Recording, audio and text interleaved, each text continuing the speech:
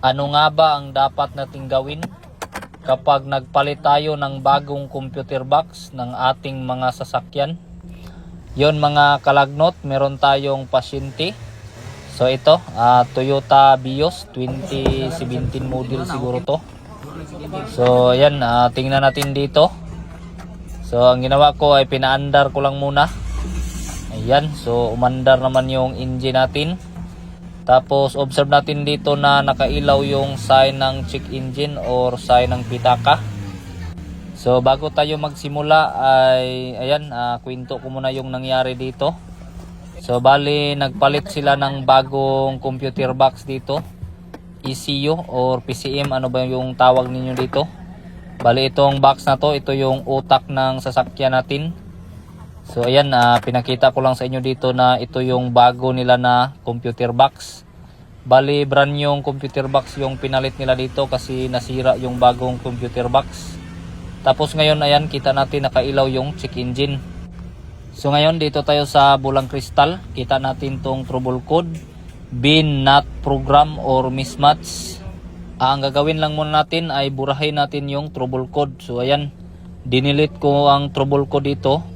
Tapos ang gagawin natin, try nating paandarin ulit kung nawala ba yung sign ng pitaka. So kita natin na hindi pa rin nawala yung sign ng check engine dito. Dahil sa hindi nawala ang check engine, ibig sabihin ay hindi nabubura yung trouble code. Kaya ang gagawin natin dito ay dito tayo sa bin. Brand new kasi yung ECU na pinalit nila, kaya kailangan nating mag bin right. Empty pa kasi yung brand new na ECU, wala pang naka program na bagong bin number or chassis number. Kaya ang gagawin natin ay isusulat natin dito yung chassis number ng sasakyan natin. Ang ganitong klaseng sasakyan ay walang immobilizer, kaya plug and play lang yung ECU. So umaandar agad kapag ka nagkabit kayo ng bagong ECU, lalo na kapag ka surplus ECU lang.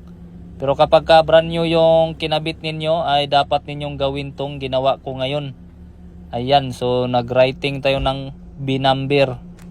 Kasi kapag hindi ninyo ginawa ang ganito ay iilaw yung sign ng check engine or pitaka.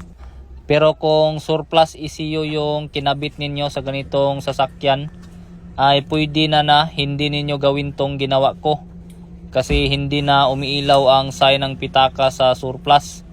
So ayan, kita natin na pinaandar ko na dito at nawala na yung sign ng pitaka.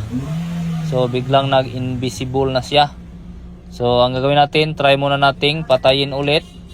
Tapos try nating paandarin kung iilaw pa rin ba yung sign ng pitaka natin. So kita natin na wala na talagang nakailaw, goods na.